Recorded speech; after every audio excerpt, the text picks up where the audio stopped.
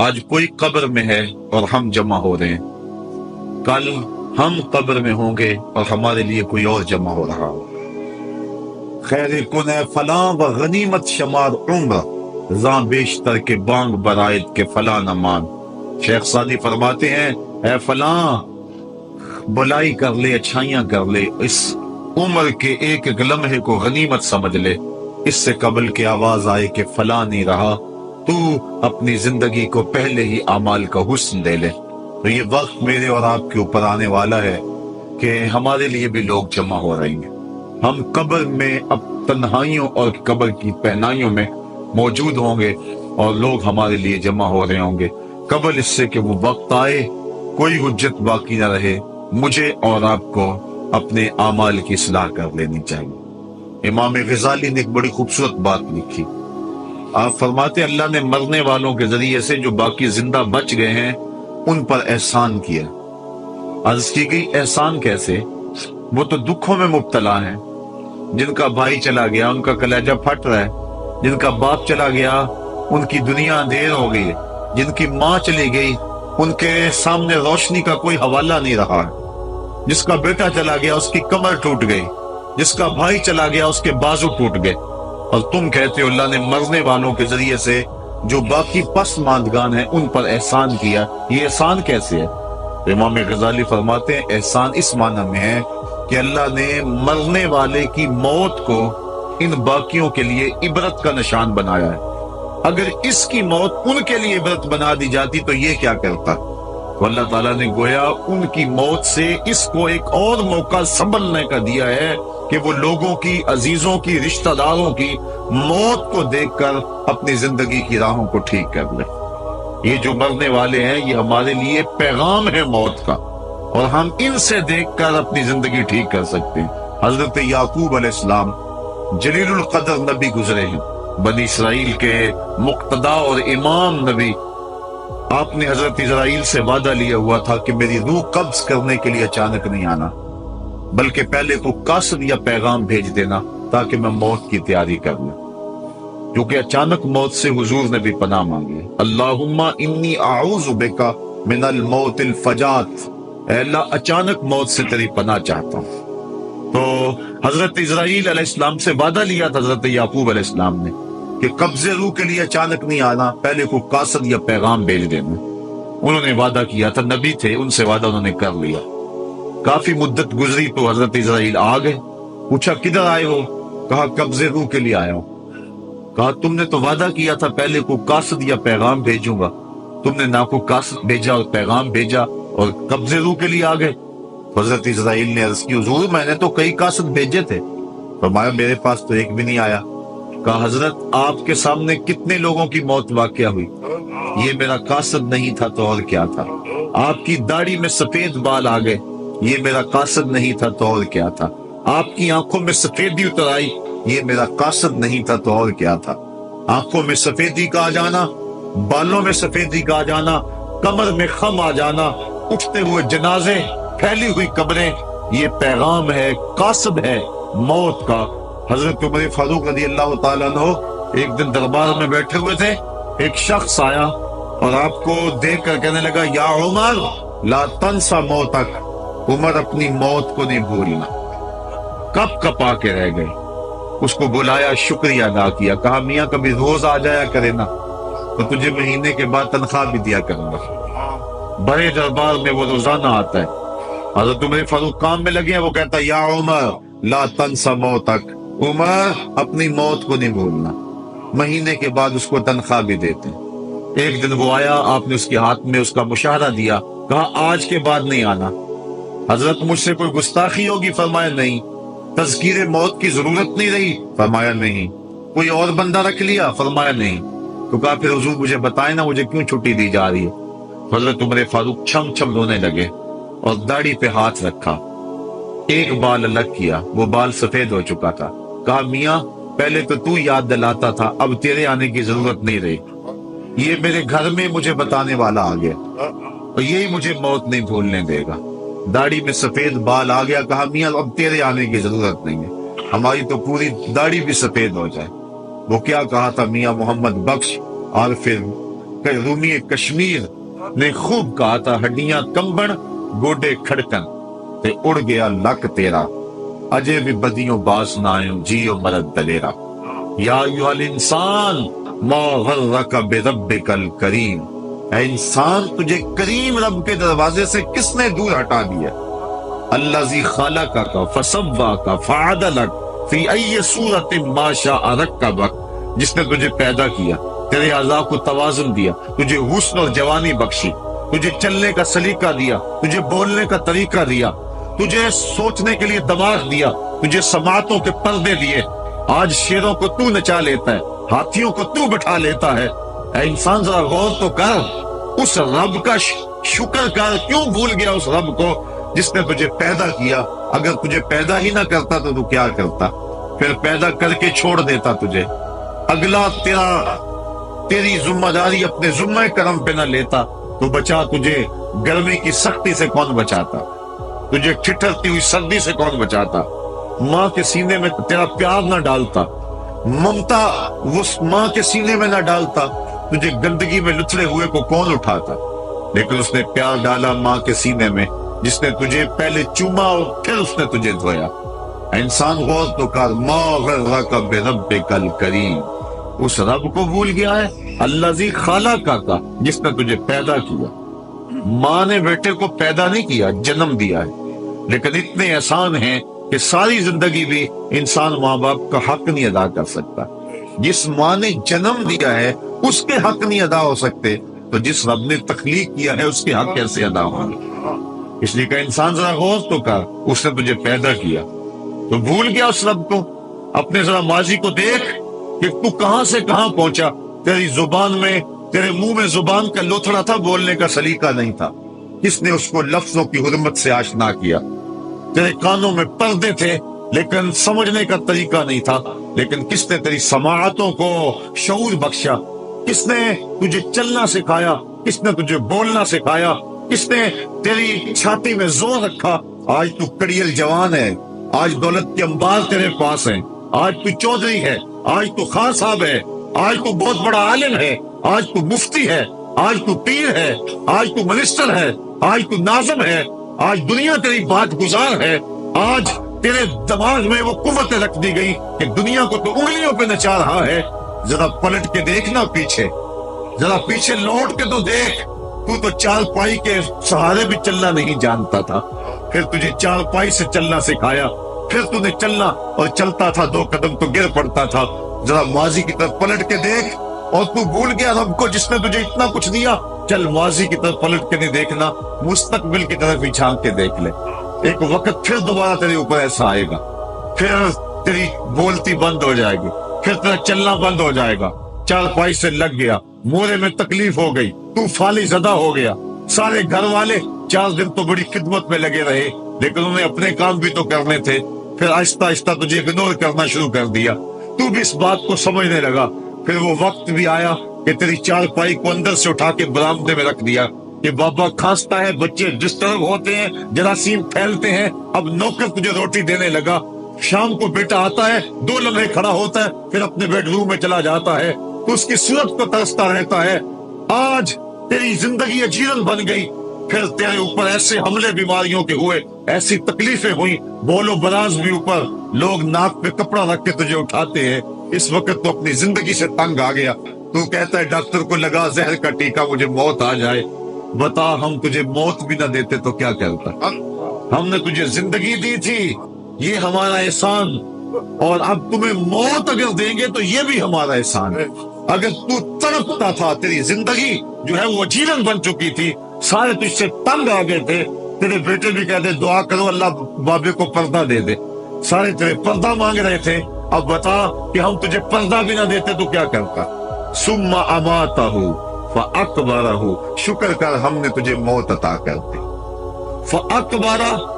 اور پھر اس کے بعد تجھے قبر دی کتا بھی تو مرا تھا گھسیٹ کے روڑی پہ ڈال دیا بکری بھی تو مری تھی گھسیٹ کے روڑی پہ ڈال دیا تجھے بھی روڑی پہ ڈال دیا جاتا تو کیا تھا لیکن کہا نا یہ میرا شاہکار ہے پہلے سے غسل دو بیری کے پتے بھی ڈال لینا صفائی خوب ہو جائے اس کو چٹے لباس کا کفن دو اس کے سند پہ خوشبو ملو اس کو سلگاؤ، خوشبوئیں سلگاؤ، اس کو خوبصورت چارپائی پہ ڈالو، اس کے اعضائے سجدہ پہ مشک ملو، اور اس کی جو ہے وہ چارپائی کے دائیں بائیں پھول رکھو، اور اب سارا زمانہ تیرا منہ دیکھنے آ رہا ہے، ذرا سوچ تیرا منہ دکھانے کے قابل ہے؟ اور پھر کہا اب اس کو اٹھاؤ قبرستان میں لے چلو، زمانہ آ گیا، تو آج دلہا بنا ہوا ہے اور زمانہ تیری برات بنی ہوئی ہے، اور کہا کہ ایک آدمی نہ اٹھائیں، اس کا پروٹوکول ہے، اس کو 4 آدمی اٹھائیں، کندھا بھی بدلتے رہیں، کہا زیادہ تیز بھی نہ چلنا، میرے شاہکار کو کہیں جھٹکا نہ لگے، اور پھر تیرا پروٹوکول امام کعبہ بھی ہو تو وہ پیچھے ہے، تیری لاش آگے، تو نے ہمارے ساتھ کیا کیا، ہم نے تیرے ساتھ کیا سلوک کیا، یا ایھا الانسان ما غرک بربک الکریم، ہم نے کہا اس کے لیے چھوٹا سا گھر بنا دو، اور اس کے اندر پردے میں اس کو رکھ کے اوپر سے مٹی ڈال دو، اوپر پھول ڈال لو، اور پھر اتنی دیر تک کھڑے رہو جتنی دیر تک اونٹ کو ذبح کرتے ہیں، اس کی کھال ادھیڑتے ہیں، اس کا گوشت بناتے ہیں، پھر اس کو تقسیم کرتے ہیں، اور پھر آؤ تو دعائیں شروع کر دو، کبھی کل کی محفل سجا دو، کبھی 10ویں کی، کبھی چہلم کی۔ اے انسان، تیرے ساتھ جو کچھ ہوا لوگوں کی نظروں کے سامنے تجھے رسوا تو نہیں کیا میں نے؟ یا ایھا الانسان ما غرک بربک الکریم، ذرا پیچھے پلٹ کے دیکھ لے، نہیں تو آگے جھانک کے دیکھ لے، تجھے کبھی تو شرم آئے گی، تو کہاں بھٹک گیا، کہاں بہ گیا۔ آ جا اس کریم رب کی طرف جو 70 ماؤں سے زیادہ پیار کرتا ہے۔ آنا تو نے ہے ہی، آج نہیں تو کل آئے گا، تو کل جو پھر کفن میں منہ چھپا چھپا کے آتا پھرے گا، آج کھلے منہ ہی آ جا۔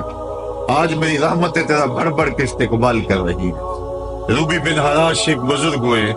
اور تابعی ہیں، تابعی وہ تھا جس نے صحابی کو دیکھا، ساری زندگی ان کے چہرے پہ مسکراہٹ نہیں آئی، وہ کہتے تھے کیا خبر میرا انجام کیا ہوگا۔ شیخ سعدی فرماتے ہیں جب تو دنیا پہ آیا تھا نا تو روتا تھا، یہ سارے ہنستے تھے۔ بچہ جب پیدا ہوتا ہے تو اور اس کا رونا اس کی زندگی کی دلیل ہے، جب تک بچہ چیختا نہیں سارے پریشان ہوتے ہیں، آواز نہیں آ رہی، پتہ نہیں زندہ ہے کہ جو ہے وہ گوشت کا لوتھڑا ہے، جب بچہ چیختا سارے خوش ہو جاتے ہیں، مبارکیں دیتے ہیں، مٹھائیاں بانٹتے ہیں، تو اس کا رونا اس کی زندگی پہ دلیل۔ شیخ سعدی فرماتے جب تو آیا تھا تو روتا تھا، یہ ہنستے تھے، ایسے زندگی گزار تو ہنستا ہوا جائے، یہ روتے رہ جائے، یہ نہ ہو کہ روتا آیا تھا روتا ہی جانا پڑے تجھے۔ روبی بن حراش ساری زندگی نہیں مسکرائے، فرماتے تھے کیا خبر میرا انجام کیا ہوگا۔ وقت بیتتا گیا، آخر میں فوت ہو گئے۔ ان کا بھائی ربیع بن حراش غسال کو بلا لایا کہ میرے بھائی کو غسل دو۔ غسال جب غسل دینے کے لیے داخل ہوا تو فوراً باہر پلٹ آیا۔ ربیع پوچھنے لگا کیا ہوا ہے؟ کہا یار تیرا بھائی بڑا عجیب ہے۔ کہا ہوا کیا ہے؟ کہا نحنو نغتسلہ وہو یتبسم، ہم اسے غسل دیتے ہیں وہ آگے سے مسکراتا ہے۔ کہا اس نے قسم کھائی تھی جب تک اپنا اچھا انجام نہیں دیکھوں گا نہیں مسکراؤں گا۔ اس کو امام ابو نعیم نے حلیہ میں لکھا، روض الانف کے اندر امام سہیلی نے لکھا، قاضی ایاز مالک اندلسی نے شفا میں لکھا، اور اسی کو امام جلال الدین سیوطی علیہ رحمہ نے جو ہے وہ الخصائص الکبریٰ میں لکھا۔ کہا یا تیرا بھائی بڑا عجیب ہے، ہم اسے غسل دیتے ہیں وہ آگے سے مسکراتا ہے، تو اس نے قسم کھائی تھی جب تک اچھا انجام نہیں دیکھوں گا نہیں مسکراؤں گا۔ آج اس نے اپنا اچھا انجام دیکھ لیا تبھی تو مسکرا رہا ہے۔ 12 لوگوں کے 2 گروہ بن گئے، ایک کہنے لگے کہ یار یہ ویسے گڑی ہوئی بات ہے، بھلا کوئی بندہ مرنے کے بعد بھی مسکرا سکتا ہے۔ ایک گروہ کہتا ہے یار بندہ بڑا اچھا تھا، ہو سکتا ہے کہ مرنے کے بعد مسکرایا ہو، زندگی تو اس نے دکھ سے گزاری لیکن بعد میں تو سکھ ملا ہوگا۔ اتنے میں انہیں غسل دے دیا گیا، لوگ اکٹھے ہو کے ان کے گھر آ گئے، انہیں کفن دے کے پٹڑے پہ ڈال دیا گیا۔ ربیع بن حراش نے جب لوگ باتیں کر رہے تھے، کوئی کہہ رہا تھا صحیح ہے کوئی کہتا ہے غلط تھا، تو اس نے کفن سے ہاتھ باہر نکالا اور لوگوں کو کہا السلام علیکم۔ لوگوں نے کہا وعلیکم السلام، اتتکلم بعد الموت، عجیب بات ہے مرنے کے بعد باتیں کر رہے ہو۔ قال نعم اتکلم بعد الموت، کہا ہاں میں مرنے کے بعد ہی باتیں کر رہا۔ عرش فرش تے تے مکے پہ گیا شور، بلے شاہ سا مرنا نہیں تے گور پیا کوئی اور۔ فَلَنُحْيِيَنَّهُ حَيَاتًا طَيِّبَةً، ان کو حیات طیبہ بخش دی جاتی ہے جو اللہ کے نام پہ اپنی زندگی گزار دیتے ہیں۔ میرا رب کہتا ہے کہ میں ان کو مرنے نہیں دیتا۔ ان کو ستھری اور پاکیزہ زندگی دیتا ہوں۔ اور اقبال کہتا ہے فطرت ہستی شہید آرزو رہتی نہ ہو، خوب تر پیکر کی اس کو جستجو رہتی نہ ہو، موت کو سمجھا ہے غافل اختتام زندگی، یہ ہے شام زندگی صبح دوام زندگی۔ تو کہا ہاں ہاں مرنے کے بعد باتیں کرو۔ لوگوں نے کہا بتا پھر تیرے رب نے تیرے ساتھ سلوک کیا کیا؟ تو ربی جو فوت ہو چکا ہے کہتا ہے استقبلنی ربی غیر غضبان واستقبلنی بروح و ریحان۔ کیا پوچھتے ہو، اس کے قدرت والے چہرے پہ کوئی غصہ نہیں تھا، اس نے روح و ریحان کے پھولوں کے ہار میرے گلے میں ڈالے۔ لوگوں نے باتیں پوچھنا شروع کر دی، موقع مل گیا ایک مردہ بول پڑا، کوئی ادھر کی پوچھ رہا ہے کوئی ادھر کی پوچھ رہا ہے۔ امام ابو نعیم لکھتے ہیں کہ جب لوگوں نے سلسلہ کلام طویل کر دیا تو ربی بن حراش نے کہا اجلوا بی ولا تؤخروا بی لأن ابا القاسم ينتظر علی الصلاۃ، دیر نہ کرو مجھے جلدی جلدی قبرستان میں لے جاؤ، تم مجھے باتوں میں لگا رہے ہو، امام الانبیاء میرے جنازے کا انتظار کر رہے ہیں۔ لوگوں نے جنازہ پڑھا اور اپنے گھروں میں آنے کی بجائے سیدھا ام المومنین حضرت عائشہ صدیقہ رضی اللہ تعالی عنہا کی چوکھٹ پہ چلے گئے اور جا کے سارا ماجرا کہا۔ وہ بھی باقاعد حیات تھی، کہ ایک آدمی نے مرنے کے بعد یوں باتیں کی ہیں، آپ اپنی رائے بتائیں کہ یہ کیا ہو سکتا ہے۔ تو ام المومنین رضی اللہ تعالی عنہا نے فرمایا تم کیوں پریشان ہو گئے ہو، میرے سرتاج آقا فرما گئے ہیں کانا رجل من امتی یتکلم بعد الموت، میری امت میں ایسے مرد بھی ہوں گے جو مرنے کے بعد باتیں کیا کریں گے۔ تو وہ لوگ جنہوں نے اپنی زندگی اللہ کے نام لگا دی اور اس کے ذکر کے نام لگا دی، وہ مرنے کے بعد بھی ابدی اور سرمدی زندگی پاتے ہیں۔ اور جو لوگ اللہ سے بے بہرہ ہیں، اس کی خشیت سے جن کا سینہ خالی ہے اور دین کا چراغاں جن کے سینے میں نہیں ہے، وہ چلتے پھرتے بھی مردہ ہیں۔ ان کے سینے میں دھڑکتا ہوا دل تو ہے لیکن تمانیت کا نور اس میں نہیں رکھتے ہیں۔ وہ دھرتی کے اوپر چلتے تو ہیں لیکن دھرتی کا بوجھ ہیں، لیکن یہ لوگ وہ دھرتی کی چھاتی میں ہیں لیکن دھرتی کا وقار ہے۔ ان کی قبروں سے بھی زندگی پھوٹ رہی ہے اور ضیائیں پھوٹ رہی ہیں۔ میں جب بھی کبھی لاہور گیا ہوں تو ایک منظر مجھے اپنی طرف کھینچتا ہے، جب میں دریائے راوی کے اس پار ہوتا ہوں تو میں ایک قبر دیکھتا ہوں جس پہ حسرتیں برس رہی ہیں۔ وہ بر صغیر کا مطلق العنان حکمران جس کی کے اشارہ ابرو سے ہندوستان کی تقدیر بدلتی تھی، آج چند تاش کھیلنے والی ٹولیاں اس کی قبر پر بیٹھی ہیں۔ اس کی محبوب بیوی جو بادشاہ کے پیچھے بیٹھتی تھی اور پردہ پیچھے لٹک رہا ہوتا، بادشاہ کا کوئی فیصلہ اسے ناگوار ہوتا، پیچھے سے وہ کمر ٹھونکتی، بادشاہ فیصلے بدل لیتا۔ جس کے اشارہ ابرو سے ہندوستان کی تقدیر کے فیصلے تبدیل ہوتے تھے، اس کی قبر بھی ساتھ ہی اندھیرے میں۔ اور اس کی بیٹی کی قبر کے اوپر زیب النساء کے مقبرے پہ لکھا ہے بر مزار ما غریباں، نہ چراغے نہ گلے، نہ پرے پروانہ سوزت، نہ صدائے بلبلے۔ ہم غریبوں کی قبر پہ کون چراغ جلانے آئے گا، کون پھول ڈالنے آئے گا، نہ کوئی بلبل گیت گانے آئے گی اور نہ کوئی پروانہ پر جلانے آئے گا۔ یہ وہ جو مطلق العنان تھے، یہ ان کی قبر کی کہانی سنائی۔ اور جب میں دریائے راوی کا کنارہ پار کرتا ہوں تو ایک لوح مزار وہ بھی ہے جہاں جلی حروف پہ لکھا ہے گنج بخشے فیض عالم، مظہر نور خدا، نات سارا پیر کامل، کامراں را رہنما۔ جب زندگی ایک طرح کی نہیں ہوتی تو پھر موت بھی ایک طرح کی نہیں ہوتی۔ جب دنیا پہ رہنے والے لوگ ایک طرح سے زندگی نہیں گزارتے تو ان کی برزخ بھی ایک طرح کی نہیں ہوتی۔ تو یہ ہیں وہ لوگ جن کی قبروں پہ آج بھی چراغاں ہیں، جن کے نام کا آج بھی تنتنا ہے۔ 1000 سال گزر گئے، ان کی نسبی اولاد تو کوئی نہیں ہے، انہوں نے شادی بھی نہیں کی تھی، لیکن اس کے باوجود دن کو چلے جاؤ، کڑکتی دوپہر کو چلے جاؤ، برستی بارش میں چلے جاؤ، لمبی رات کی تنہائی میں چلے جاؤ، موسم کی کسی بھی شدت میں چلے جاؤ، حکومتوں کے بدلتے ہوئے ماحول، مارشل لاؤ کی کیفیتیں، جس دور اور جس حالت میں مرضی جاؤ، آپ کو وہاں میلہ نظر آئے گا، وہاں ہجوم عاشقہ نظر آئے گا۔ ارے میں گسارو سویرے سویرے، خرابات کے گرد پھیرے بپھیرے، کبھی اس طرف بھی گزر کر تو دیکھو، بڑی رونقیں ہیں فقیروں کے ڈیرے۔ وہ لوگ جنہوں نے اپنی زندگی اپنے مالک کے نام گزاری، وہی زندہ ہیں، وہ سرمدی اور ابدی زندگی پائے ہوئے ہیں۔ صاحبو، اب میرے اور آپ کے پاس سانسوں کا موقع موجود ہے، ورنہ یہ سانسیں تیزی کے ساتھ پگھل رہی ہیں۔ میں کل امام رازی کو پڑھ رہا تھا، وہ کہتے ہیں ایک بزرگ فرماتے مجھے سمجھ نہیں آ رہی تھی ان الانسان لفی خسر کی، کہ بے شک انسان گھاٹے میں ہے، تو میں سوچ رہا تھا کیسے گھاٹے میں ہے، تو کہا کہ مجھے سمجھ اس طرح آئی کہ میں بازار گیا، میں نے ایک شخص کو دیکھا جو پھٹے پہ برف رکھ کے بیچ رہا تھا، اور آواز کیا لگا رہا تھا، ارحمو ارحمو من یذوب راس مالہ، اور رحم کرو اس بندے پہ، اگر تم نے تھوڑی بھی دیر لگا دی اور میرے سے سودا نہ خریدا تو میرا جو راس المال ہے میرا وہ بھی لٹ جائے گا، کیونکہ برف تو میری پگھلی جا رہی ہے، اور اگر تم نے خرید لی میری برف تو میرے پیسے کھڑے ہو جائیں گے، اور اگر تم نے میری برف خریدنے میں دیر کر دی تو جو میں نے پیسے لگائے ہیں میرے وہ بھی پورے نہیں ہوئیں گے۔ تو وہ کہہ رہا تھا ارحمو من یذوب راس مالہ، وہ کہتے مجھے ان الانسان لفی خسر کی سمجھ نہیں آ رہی تھی، اس کے اس جملے کو سن کے سمجھ آ گئی کہ انسان جلدی جلدی اپنی سانسوں کو گوا رہا ہے، اسے چاہیے کہ جلدی جلدی ان سانسوں سے کام لے لے، ورنہ یہ سانسوں کی برف پگھل جائے گی اور اس کی یہ پونجی بھی برباد ہو جائے گی۔ تو صاحبو، میں اور آپ لمحہ لمحہ موت کے قریب ہو رہے ہیں، لمحہ لمحہ موت کے قریب ہو گئے۔ آج میں دوپہر کو بیٹھا تھا تو وہ ایک شخص آ کے میاں صاحب کا شعر پڑھنے لگا، دیگر تے دن گیا محمد اوڑک نو ٹک جانا، تو میری نظر چلے گی، میں نے کہا ابھی تو 10 بجے ہوں گے، تو میں نے کہا صبح کے 10 بھی بج گئے اور پھر 12 بھی بج جانے، پھر ظہر بھی ہوگی، پھر دیگر بھی ہوگی، اور اس کے بعد پھر شام بھی ہو جانی ہے۔ اب ہم دیگر تک تو پہنچ گئے ہیں، اب شام کے تدلکے بھی قریب ہو گئے ہیں، تو یہ دن ڈوب جانا ہے تھوڑی دیر کے بعد۔ یہی مثال ہماری زندگی کی ہے، کوئی دوپہر تک آ گیا ہے، کوئی چاش تک آ گیا ہے، کوئی ظہر تک آ گیا ہے،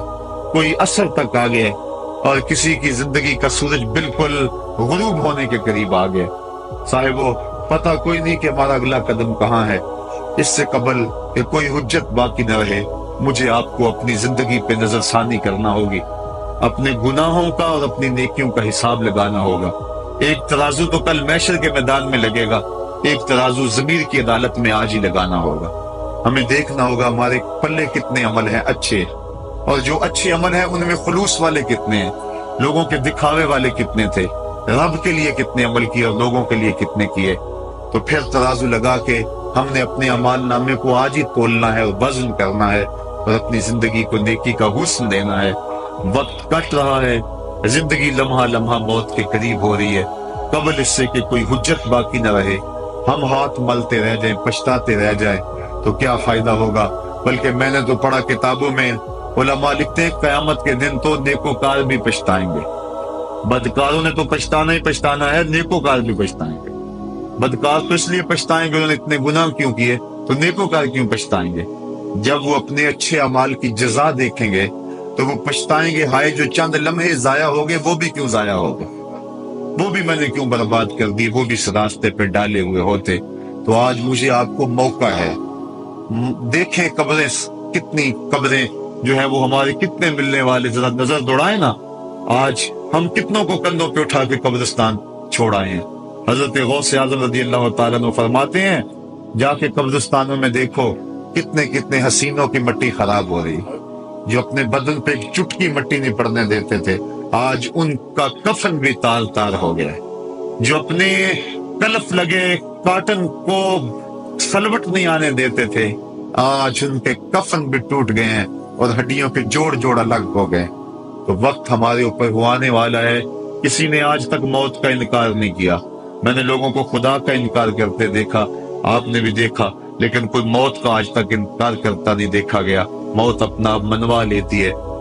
میں اور آپ موت کے بتدریج قریب ہو رہے ہیں، ہمارا اٹھنے والا ہر قدم ہمیں موت کے قریب کر رہا ہے۔ تو قبل اس سے کہ وہ وقت آ جائے اور کوئی حجت باقی نہ رہے اور ہم ہاتھ ملتے رہ جائیں، وقت پر کافی ہے ایک قطرہ بھی آب خوش ہنگام کا، جل گیا جب کھیت برسا می تو پھر کس کام کا، پھر تو پچھتاوا ہی ہوگا۔ آج ہم پچھتا لیں تاکہ زندگی میں حسن نیکی کا آ جائے۔ یہ میری آپ سے درد مندانہ اپیل ہے، گزارش ہے، اور میری آپ سے التماس ہے کہ یہ تھوڑی سی زندگی اللہ نے جو مجھے اور آپ کو ودیعت کی ہے، یہ بڑا تھوڑا سا عرصہ ہے، تھوڑا سا موقع ہے۔ یہ دنیا بوائی کا موسم ہے، آخرت کٹائی کا موسم ہے۔ جو بوائی کے موسم کو برباد کر بیٹھا ہے، کٹائی کے موسم میں اس کے ہاتھ کچھ نہیں لگتا۔ تو آج تخم عمل ڈال لیں، آج ایک بیج ڈالیں گے، کل 70 کاٹ لیں گے۔ لیکن اگر آج کچھ نہ کیا، اپنی سانسیں برف کی طرح پگھلا دی، تو یہ اس شخص کی طرح ہے جو پھٹے پہ رکھ کے برف کہہ رہا ہے کہ میرے اوپر رحم کرو، اگر تم نے میرے سے برف نہ خریدی تو میرا راس المال بھی لٹ جائے گا۔ ہمارا راس المال سانسوں کی صورت میں لٹ رہا ہے۔